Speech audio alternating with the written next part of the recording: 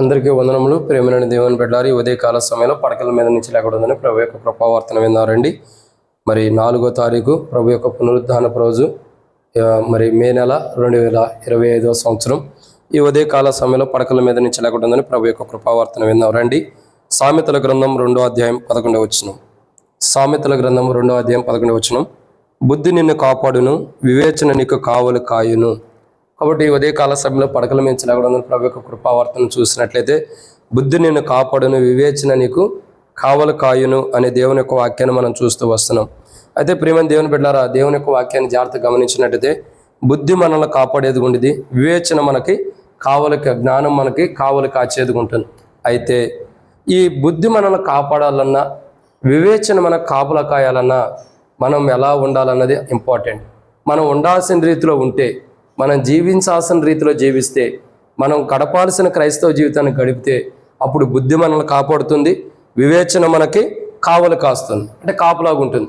బుద్ధి మనల్ని కాపాడాలన్నా, వివేచన మనకు కావలిగా ఉండాలన్నా మనం ఏం చేయాలా? ఉండాల్సిన రీతిలో క్రైస్తవ జీవితాన్ని జీవించాలి. అలా జీవించలేనప్పుడు నష్టపోతాం. కాబట్టి కొందరు వ్యక్తులు చాలామంది దేవుని మందిరంకి వెళ్తూ, దేవుని సన్నిధికి వెళ్తూ కూడా నన్ను దేవుడు కాపాడలేకపోతున్నాడు, దేవుడు నన్ను విడిచిపెట్టాడు, దేవుడు నాకు కాపలాగా ఉండలేదు అని చాలామంది అంటారు. ఎందుకు దేవుడు మనల్ని కాపాడతల్లా, దేవుడు మనల్ని ఎందుకు విడిచిపెట్టాడని మనం అనుకుంటున్నామంటే, రండి మొదటి మాటను మనం చూస్తూ వద్దానండి. బుద్ధి మనల్ని కాపాడాలన్నా, వివేచన మనకు కావలిగా ఉండాలన్నా ఉండాల్సిన జీవితం మనకు ఉండాలి. ఒకవేళ బుద్ధి మనల్ని కాపాడతలేదు, వివేచన మనకు కాపాడతలేదు, మన వీపుకు దెబ్బలు తగులుతూనే మనకు నష్టం కలుగుతుందంటే దానికి కారణం మనలో ఉంది. ఏంటి ఆ కారణాలంటే, రండి మొదటి మాటను చూద్దాం. రండి, సామెతల గ్రంథము 2వ అధ్యాయం 12వ వచనం. సామెతల గ్రంథం 2వ అధ్యాయం 12వ వచనం. అది దుష్టుల మార్గము నుండి. కాబట్టి మొదటి మాటను మనం చూసినట్లయితే, దుష్టుల యొక్క మార్గంలో ఉండకూడదు.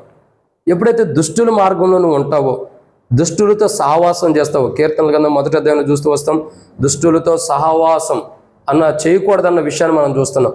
అపహాసకులు కూర్చున్న చోట కూర్చోకూడదని దేవుని యొక్క వాక్యం అంటారు. కాబట్టి ఉదయకాల సమయంలో పడకల మీద లేకూడదని ప్రభు యొక్క కృపావర్తన ఏంటంటే, మన జీవితాల్లో మొదటిగా బుద్ధి మనల్ని కాపాడాలన్న, వివేచన మనకు కావలా కాయాలంటే మనం దుష్టుని లాంటి జీవితం మనలో ఉండకూడదు.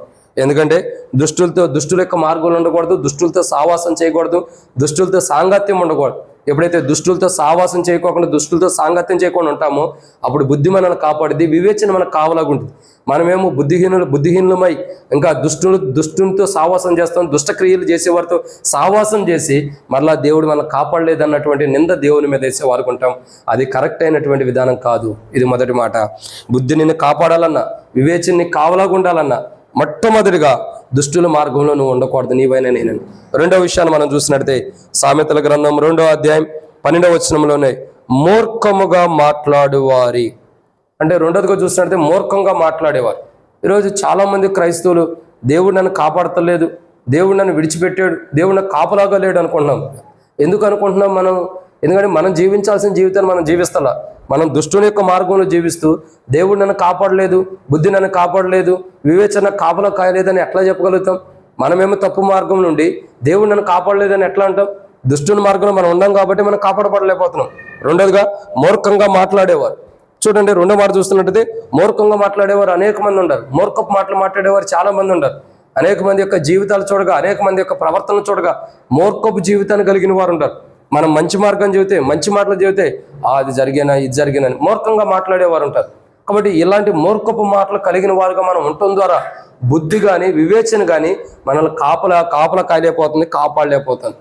బుద్ధి మనల్ని కాపాడాలన్నా, వివేచన మనకు కాపలాగా ఉండాలంటే, ఒకటి మన జీవితాలు ఎలా ఉండాలా? మొదటిగా మన జీవితాలు దుష్టుని మార్గంలో ఉండకూడదు. రెండు, మన జీవితాలు మనం చూసినట్టే మూర్ఖపు మాటలు మనం మాట్లాడకూడదు. మూడోదిగా చూసినట్టే, రండి దేవుని యొక్క వాక్యాన్ని చూసినట్టే, సామెతల గ్రంథం 2వ అధ్యాయం 13వ వచనం. అట్టివారు చీకటి త్రోవల్లో. కాబట్టి మూడో మాట ఏంటంటే, చీకటి త్రోవలో మనం ఉండకూడదు. ఎప్పుడైతే చీకటి త్రోవలో మనం జీవిస్తూ వస్తామో, ఎప్పుడైతే చీకటి త్రోవలో మనం వెళ్తూ వస్తామో, అప్పుడు మన జీవితాన్ని మనం నష్టపరుచుకునే వారు ఉంటాం. అప్పుడు బుద్ధి మనల్ని కాపాడదు, వివేచన మనకి కావలి కాయదు. బుద్ధి మనల్ని కాపాడాలన్నా, వివేచన మనకు కాపలాగుండి, ఏ దుష్ట కార్యాలు, ఏ శత్రు కార్యాలు మనం పడిపోకుండా, ఏ దురాత్మలు మనం పడిపోకుండా, ఏ దురాత్మలు మనల్ని వెంటాడుకోకుండా ఉండాలంటే, బుద్ధి మనకు కాపాడుతూ, వివేచన మనకు కావలాగా ఉండాలంటే దుష్టుని మార్గంలో మనం ఉండకూడదు. ఇంకా మూర్ఖపు మాటలు మనం మాట్లాడకూడదు. మూడవదిగా చూసినట్టయితే దేవుని యొక్క వాక్యం అంటుంది చీకటి త్రోవల్లో మనం ఉండకూడదు. అంటే చీకటి త్రోవల్లో ఎప్పుడైతే జీవిస్తూ వస్తామో, చీకటి జీవితాన్ని ఎప్పుడైతే మనం కలిగి ఉంటామో అప్పుడు బుద్ధి మనల్ని కాపాడదు, వివేచన మనకు కావలా కూడా ఉండదు. కాబట్టి ఉదయకాలం పడకల మించి లేవడం ప్రభు యొక్క కృపావర్తన అంటే మన జీవితాల్లో చీకటి త్రోవల్లో మనం ఉంటే బుద్ధి మనల్ని కాపాడదు, వివేచన మనకు కాపలాగా ఉండదని మనం గుర్తెరగాలి. ఇక 4వ కోణాన్ని చూసినట్టయితే రండి, సామెతల గ్రంథం 2వ అధ్యాయం 13వ వచనంలోనే ఇంకో మాట ఉంది. ఏమనుంది? త్రోవ అట్టి వారు చీకటి త్రోవలో నడవాలని యథార్థ మార్గంను విడిచిపెట్టేదరంట.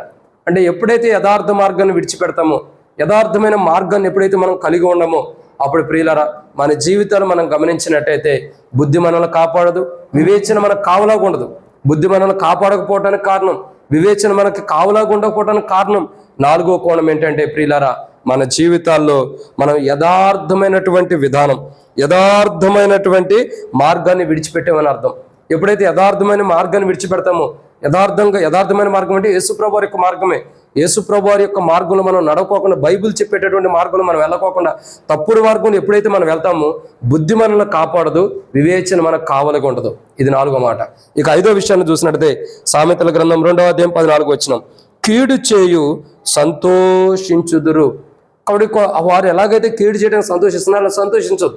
కాబట్టి నేను ఆ జీవితాల్లో కీడు చేయడానికి ఇష్టపడకూడదు. ఎప్పుడైతే కీడు చేస్తామో, కీడు చేస్తూ సంతోషిస్తామో అప్పుడు బుద్ధి మనల్ని కాపాడదు, వివేచన మనకు కావలాగా ఉండదు. నేను ఆ జీవితాల్లో ఏవదే కాలం పడకల మీద లేకుండా ప్రభు యొక్క కృపావర్తన ఏంటంటే మన జీవితాల్లో గమనించాల్సిన 5వ కోణం ఏంటంటే ప్రియులారా బుద్ధి మనల్ని కాపాడాలన్నా, వివేచన మనకు కావలాగా ఉండాలంటే 5వదిగా కీడు చేయకూడదు. మనం ఇతరులకి కీడు చేసి సంతోషించకూడదు. ఎప్పుడైతే కీడు చేయకోకుండా మన చేయిని మలుచుకుంటామో, కీడు చేయకుండా మన చేయిని మనం వెనక్కి తీసుకుంటామో అప్పుడు బుద్ధి మనల్ని కాపాడుతుంది, వివేచన మనకు కావలాగా ఉంటుంది. 5 అంతల అనుభవాన్ని మనం చూస్తున్నాం. బుద్ధి మనల్ని కాపాడాలన్నా, వివేచన మనకు కావలాగా ఉండాలంటే దుష్టుల మార్గంలో ఉండకూడదు, మూర్ఖంగా మాట్లాడకూడదు, చీకటి త్రోవల్లో నడవకూడదు, యథార్థమైన మార్గాన్ని విడిచిపెట్టకూడదు, యేసు ప్రభువుని విడిచిపెట్టకూడదు, కీడు చేయకూడదు. ఇప్పుడు ఎప్పుడైతే మనం మన జీవితాల్లో దుష్ట మార్గంలో ఉండుకోకుండా, మూర్ఖంగా మాట్లాడుకోకుండా, చీకటి త్రోవలో ఉండుకోకుండా, యథార్థ మార్గం నుండి తొలగిపోకుండా, కీడు చేయకోకుండా మనం ఉంటామో అప్పుడు మన జీవితంలో బుద్ధి మనల్ని కాపాడుతుంది, వివేచన మనకు కావలాగా ఉంటుంది.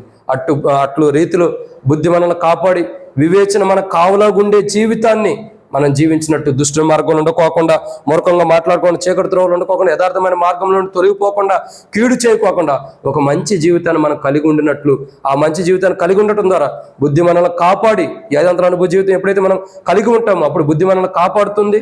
తర్వాత వివేచన మనకు కావలాగా ఉంటుంది. అట్లు మనం కాపాడి మనకు కావలాగా ఉండే క్రైస్తవ జీవితాన్ని, బుద్ధి మనకు కాపాడుతూ వివేచన మనకు కావలాగా ఉండే క్రైస్తవ జీవితాన్ని మనం జీవించినట్లు మనం మరి దుష్ట మార్గంలో వెళ్ళిపోకుండా, మరొక మాటలు మాట్లాడుకోకుండా, చీకటి త్రోవలో నడవకోకుండా, యథార్థమైన మార్గం నుంచి తొలగిపోకుండా, ఇతరులకి కీడు చేయకోకుండా ఒక మంచి క్రైస్తవ జీవితాన్ని మనం జీవించినట్టు ప్రభు మనకు సాయం చేయను గాక. ప్రార్థన. ప్రేమ కలిగిన తండ్రి వందనాలు. ఎత్తబడినటువంటి వాక్యం నీరు కట్టి ఫలింపచేయండి. ఉదయకాల సమయంలో పడకలు మించలేకపోతుందని ప్రభు యొక్క కృపావర్తన వింటున్న మా జీవితాల్లో మీరు నీరు కట్టి ఫలింపజేసి మీ సాక్ష్యం నిలబెట్టి అక్క తీర్చి ముందున సాయం దీవించమని దేవా మాకు బుద్ధి మమ్మల్ని కాపాడుతూ వివేచన మాకు కావలాగా ఉండే క్రైస్తవ జీవితం మేము జీవించినట్టు సాయం చేయమని ప్రభు యేసుక్రీస్తు నామం పేరిట విశ్వాసంతో స్తుతించి ప్రార్థించి వేడుకుంటున్నాం తండ్రి. ఆమేన్. అందరికీ ప్రభు యేసుక్రీస్తు ప్రభు యొక్క పరిశుద్ధమైన నామాన్ని బట్టి శుభాబంధనములు. Praise the lord.